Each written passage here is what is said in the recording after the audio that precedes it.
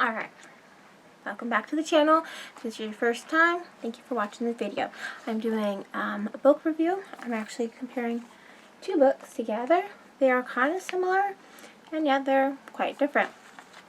Even for Cinderella books. Okay, so since my first chapter book review is just smaller books, so I wanted you to also.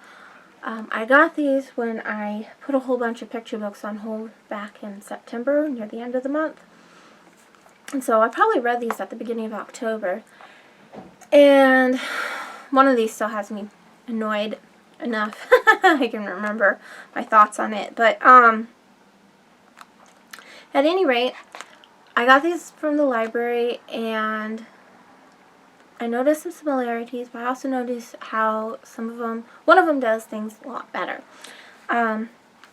This book right here is Rainbow Magic, the Fairy Tale Fairies, and in particular it is Faith, the Cinderella Fairy.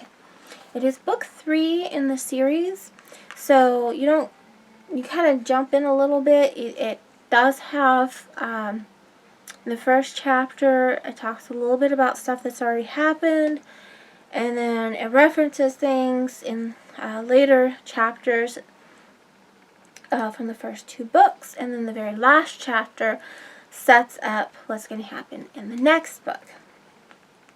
It appeals to 2nd and 3rd graders in reading level grade 4. The other one, I don't know what the reading level is, but I think it's probably about the same. Maybe a little better, but honestly, if this is for 4th grade readers, I wasn't a very strong reader in school. I really wasn't, and everybody else I knew was like way ahead, so I don't know if this is really, if that would really appeal to that grade. My niece, when she was in that grade, this would be absolutely nothing. Like, this is kind of a baby book compared to what she read in 4th grade. So I'm a little puzzled by that. If this was for like 1st and 2nd graders, I would totally get it. But even still, if for 1st or 2nd graders, it's really dummied down, and that annoys me. The fairy tales, it's just like most of the story is geared towards the gimmick of the fairies. And none of the characters are fleshed out. You have 2 girls, Rachel and Kirsty, who are best friends, and they go to this special event where they get to stay at the castle. They get to dress up and play princesses for a weekend and go on adventures and stuff. Or maybe it's a whole week. And it's kind of fun and nice, but then that stuff happens, and the girls are kind of stupid in some ways, like, and then they have no personalities. One can say something, the other character could say something. It's really interchangeable. It doesn't really matter who's saying what, because it really has no bearing on who is saying it. I mean, it doesn't matter. It's just words being said for the sake of being said. It's kind of cute, but again, it panders so much. And then the last chapter, it goes to set up the Frog Princess, and I absolutely cringed at the setup because I did not like how this one went, and I don't like how they're setting up for the next story. I'm not going to look forward to that. I probably won't read it. Some of the pictures and stuff are interesting. They have lots of cute fairies and different things on here. In the book, they have some different artwork. Let me find one. So you see Jack Frost is the villain of the series, and that's Cinderella with him. And basically, Jack Frost has stolen these magical items from the different fairies, and there's a different fairy for each fairy tale. And I guess her job is to make sure that the story goes right. So in this story, you have the Faith, the Cinderella fairy, but then you also have the fairy godmother character. So the fairies are outside of whatever exists within the story, so it doesn't really make a whole lot of sense. Some of the items and how they are used doesn't make a lot of sense either. And I just felt like the gimmick takes precedence over anything else. It's like, ooh, young girls, do you like fairy tales? They like fairies, fairies, fairies, fairies, fairies, fairies. And it's excuses for the artist to draw a bunch of fairies, but there's not really much substance in there, which is disappointing because in some ways it could have been a more interesting story. It could have been fun. I just really don't like wasted potential. But this book definitely has wasted potential because anything that's good in there is just it's just a little tiny grain and it's not really used. So overall, I rank this one a 1. In Goodreads, their star system, you can only do like whole stars. You can't do half a star. I have been doing half a stars for my movie reviews. I was planning on doing half stars for my book reviews.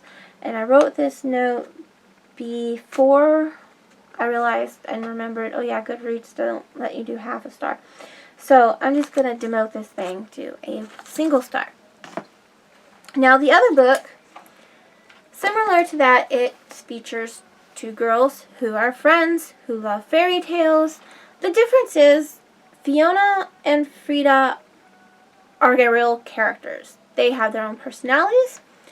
They share the common love of fairy tales, but they appreciate different aspects of the fairy tales. They both love dressing up, but they like to dress up as different things.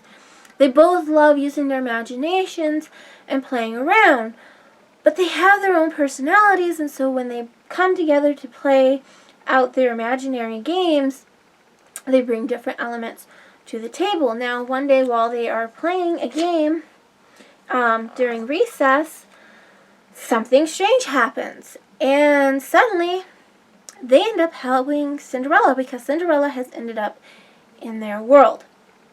Real quick, I forgot to mention, this is the 3rd book in the series, where this is the 1st book in the series. So even though they're both retelling Cinderella and using 2 female characters from a contemporary real world, getting wrapped up into the adventures, they take extremely different perspectives on this. In this one, they're just going about their daily lives, and the fairy tales come into their world, and they end up having to make the fairy tale happen the right way within their world.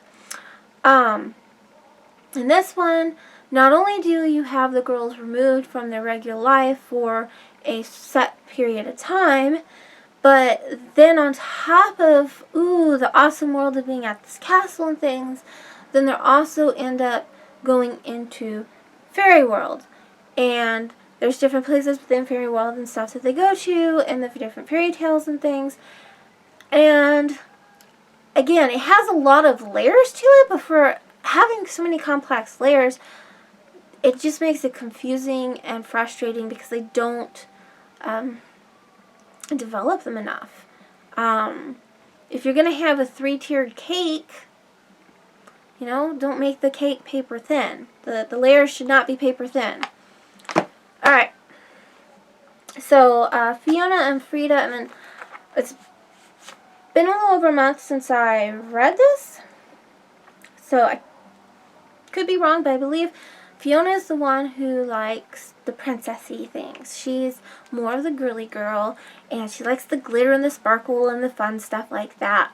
Whereas Freida likes bugs and lizards and witchcraft, and she likes to play the villain, and she has fun with that.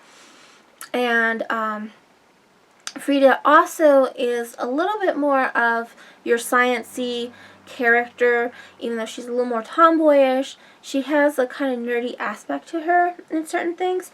And Fiona has slightly more, even though she's the princessy one and the girly one, it actually makes sense that, like, the royalty one, she's the one that takes charge and leads and has some ideas. But they do bring a lot of give and take to the story, and you get to a really good introduction to the 2 characters in the very first chapter. So you get a feel for it, and then it stays consistent throughout the book of who's who, and it's not just the narrator telling you that this one likes this one and this sort of thing, and it's Freida is so smart. You actually get it from the story, from their interactions with one another, and from the way they problem solve and work together. And it's really cool because I love that aspect of showing, without saying, hey, look, it's nurture versus nature, you actually see these two characters. They grow up in the same neighborhood, they go to the same school, they're in the same grade, they're in some of the same classes, if not all the same classes. And yet, one remembers and applies things from class a little differently from the other one. And it shows that different personalities, they both love fairy tales, but they love fairy tales for different reasons. And so when they play their games, they come from their own perspectives, and I think that's really awesome. And any little girl, I think, they don't necessarily need to be carbon copy of one or the other, but they can see a little bit of themselves and their friends. Oh yeah, I like this a little bit more, and my best buddy, she likes this and she does that a little bit more. And so you can kind of see the contrast and how it works together. And it is a kid's book, so I don't expect it to be super deep, and it's not. And yet, it's just such a wonderful, pleasant surprise how much depth there is in this short little book. So it's really cool. And this one also has some artwork. Let me find one right there. And it's really cute. And again, this is one of the differences. They start with Cinderella in the first book in the series. This one does Cinderella in the third book of the series. So where we're meeting these characters, if you come in on the Cinderella stories, are a little different. But the very next story is Goldilocks and the Breakfast Brunch. And they have some fun with the titles. And this one, they end up at a bowling alley, so it's Cinderella and the Bowling Slipper. So it's fun, and I rank this one 3 stars out of 5. It's cute, different, simple, fun. I think it gets its target age range really well without pandering or being condescending or any of those other things that I've been complaining about during some of my book reviews. It's really nice. Alright, have a good night.